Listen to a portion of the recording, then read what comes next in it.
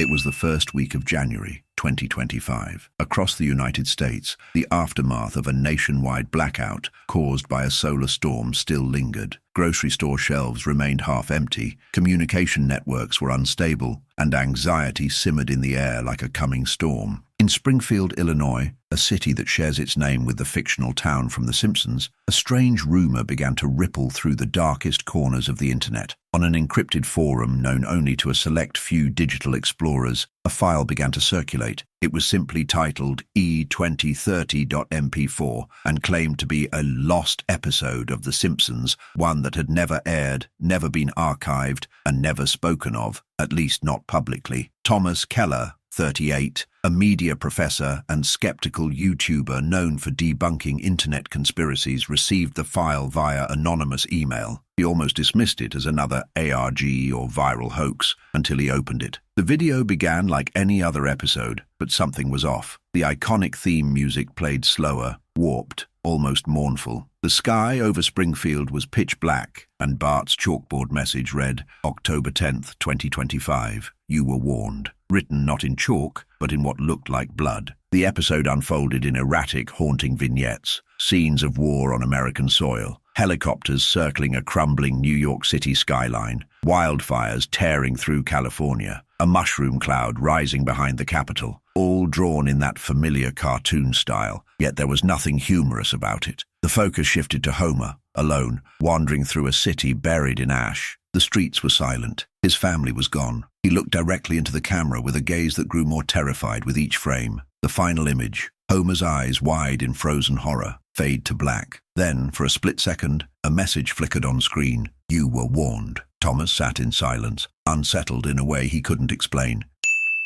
He began cross-referencing the episode's events with real headlines. To his unease, many matched recent news stories: the forest fires, the protests in Atlanta, even the partial collapse of a government building in D.C. 2 days earlier. Driven by both dread and curiosity, Thomas reached out to Maya Richardson, a former assistant writer who'd briefly worked on The Simpsons in the early 2000s. She responded cautiously, agreeing to meet in person, a rarity in 2025. They sat in a quiet cafe just outside Chicago. Maya, looking over her shoulder more than once, confessed something chilling. The episode, it was real. We worked on it, but it was never supposed to be released. Groening pulled the plug after receiving a letter. No return address. Just a message. If it airs, it will seal everything. Thomas frowned. Seal what? She hesitated. Fate. Ours. That night, Thomas uploaded a video detailing the episode. Within hours, it went viral. The comments were a mix of panic, mockery, and skepticism, until one stood out. You saw it, but you didn't understand. Watch the sky at midnight. Skeptical but intrigued, Thomas stayed awake. At exactly midnight, parts of the United States reported a strange phenomenon. The night sky glowed a deep crimson for 4 full minutes. No aurora borealis, no meteor showers, just an eerie, silent red. Scientists were silent. No official explanation was given. Maya didn't wait for answers. She unplugged all her electronics, covered her mirrors, and locked herself in her apartment. Before disappearing completely, she sent one last voice message to Thomas. They come through your reflection. Don't look into their eyes. That's how it begins. 3 days had passed since the Crimson Sky event. Across the country, conspiracy forums and news outlets buzzed with speculation. Some blamed military experiments, others pointed to climate disruption. But those who had seen the Lost Simpsons episode, or claimed they had, knew better. Thomas Keller hadn't left his apartment since. The air outside felt heavy, unnatural, and the digital world was no safer. Every attempt to trace the file's origin led to dead ends or corrupted data. Even his most trusted cybersecurity contacts responded with a chilling silence. But the most unsettling part wasn't what he saw.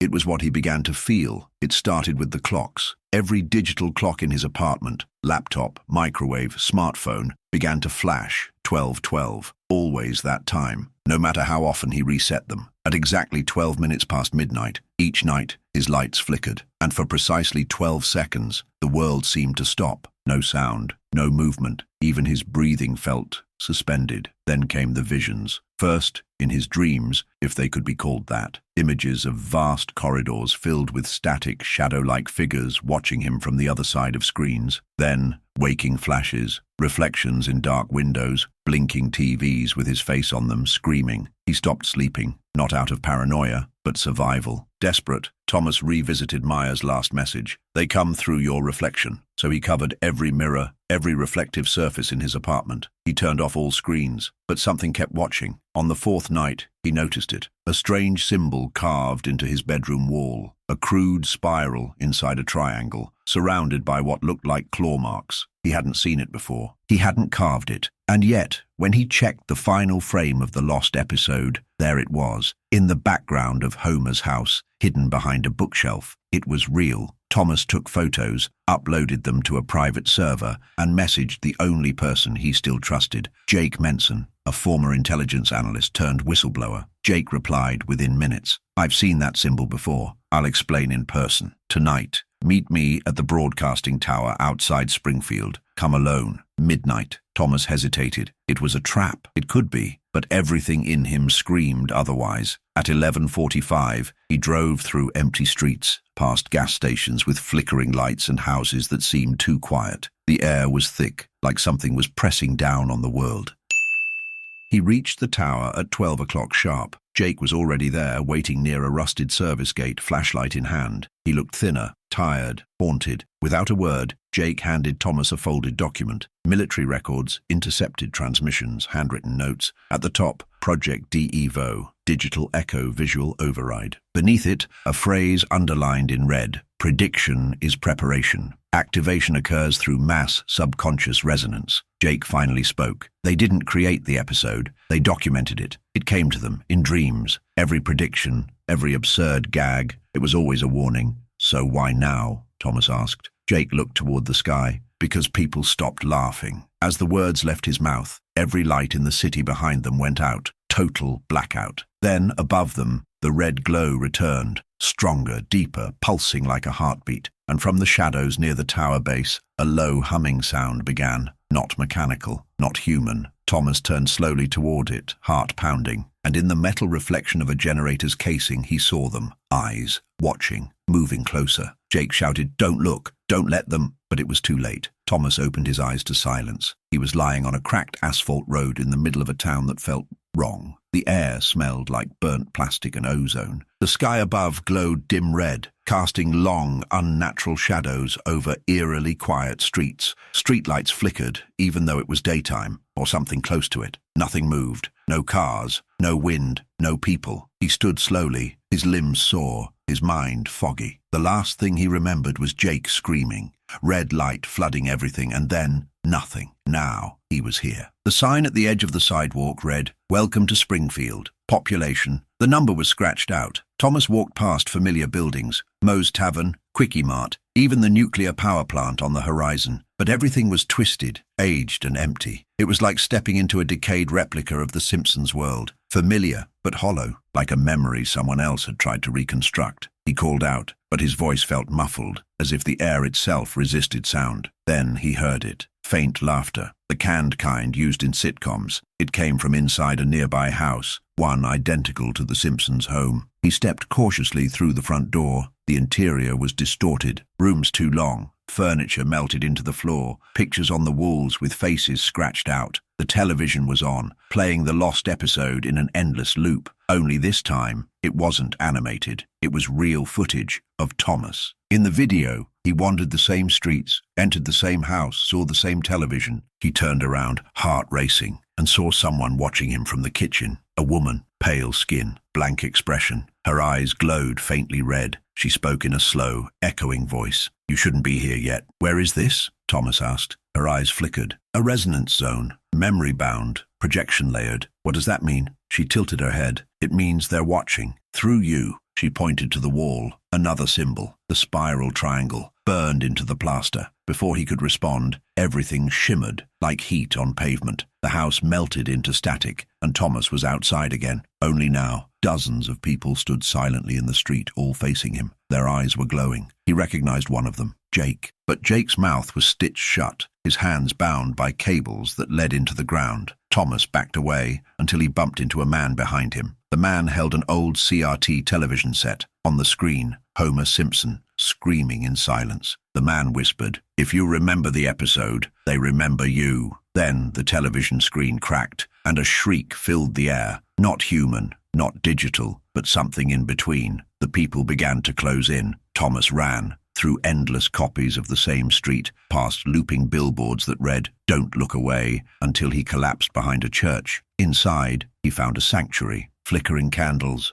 real wood, a silence that didn't hum with surveillance. An old priest sat at the altar, face hidden in shadow. "You escaped the first layer," the priest said. "What is this place? Why am I here?" The priest sighed. "You watched something not meant for human eyes. That episode is a threshold artifact, a psychic imprint broadcasted across the collective unconscious." Thomas stared at him. "Then why make it an episode of The Simpsons?" The priest finally raised his face. Thomas gasped. It was Matt Groening, or someone wearing his face. "Because if you laugh at the end of the world," he said, "you don't see it coming." Suddenly the church walls cracked. Red light burst through stained glass windows. A bell tolled once, then again, always 12 times. The 12th toll echoed long after the bell fell silent. Red cracks splintered across the church walls like veins, pulsing with an unnatural rhythm. The altar burned with static, and the man, the one with Matt Groening's face, simply vanished, flickering out like a corrupted file. Thomas was alone again, but something had changed. He turned toward the aisle and saw a path where there had been none.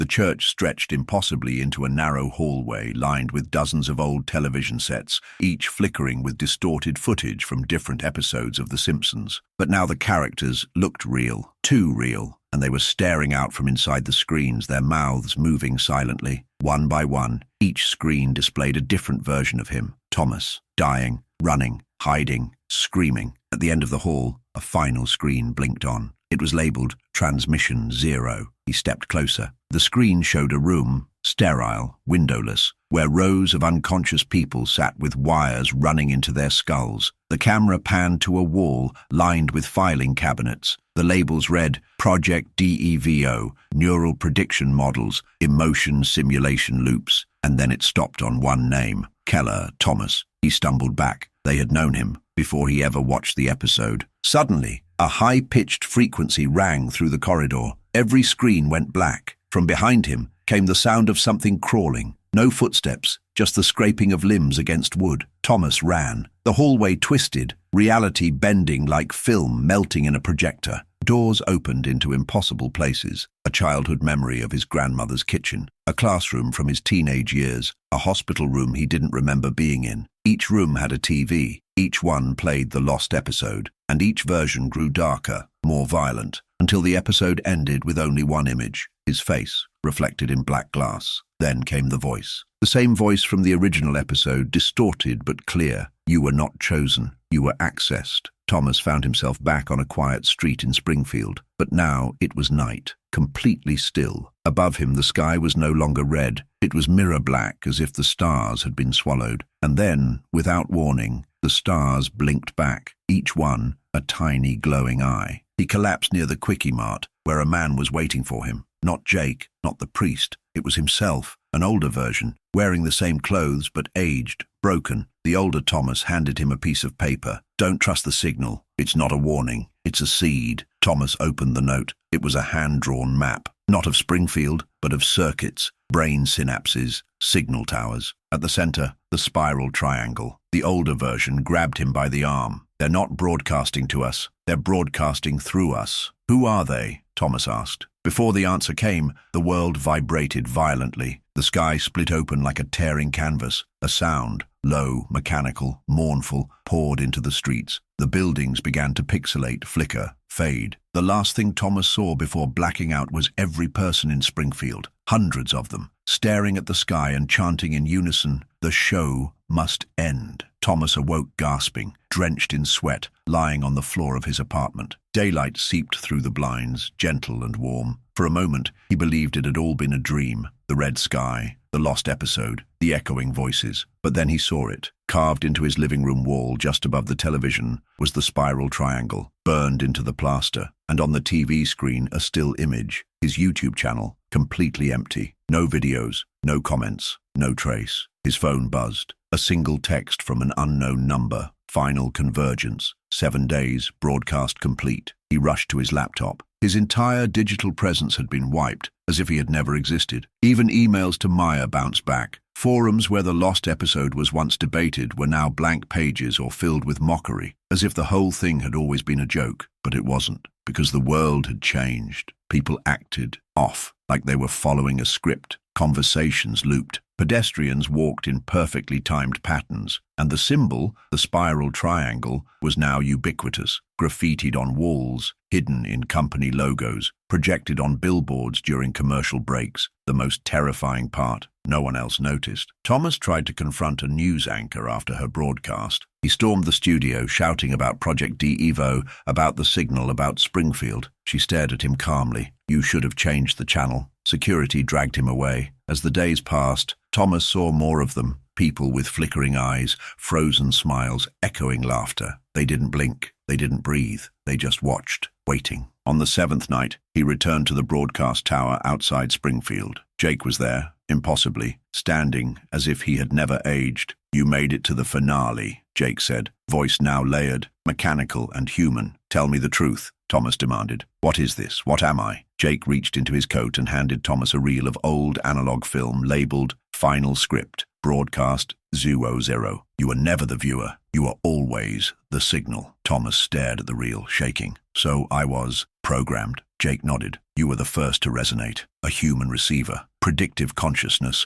molded into narrative form. The show was never about prophecy. It was about rehearsal." Lightning cracked overhead. The sky split open again. Red, then black, then static. All around the tower people gathered. Hundreds, maybe thousands, all watching Thomas. The air buzzed. He had a choice. Destroy the reel, sever the signal and possibly fracture reality, or let it play and become part of the permanent loop. He looked down at the reel, then at the people, then at the sky, and then, with trembling hands, he placed the reel into the projector. The broadcast began. Footage of every disaster, every war, every failed warning. But now, faces turned toward Thomas, toward the viewer, toward you. The final frame. You were warned, and the world fell silent. End of transmission.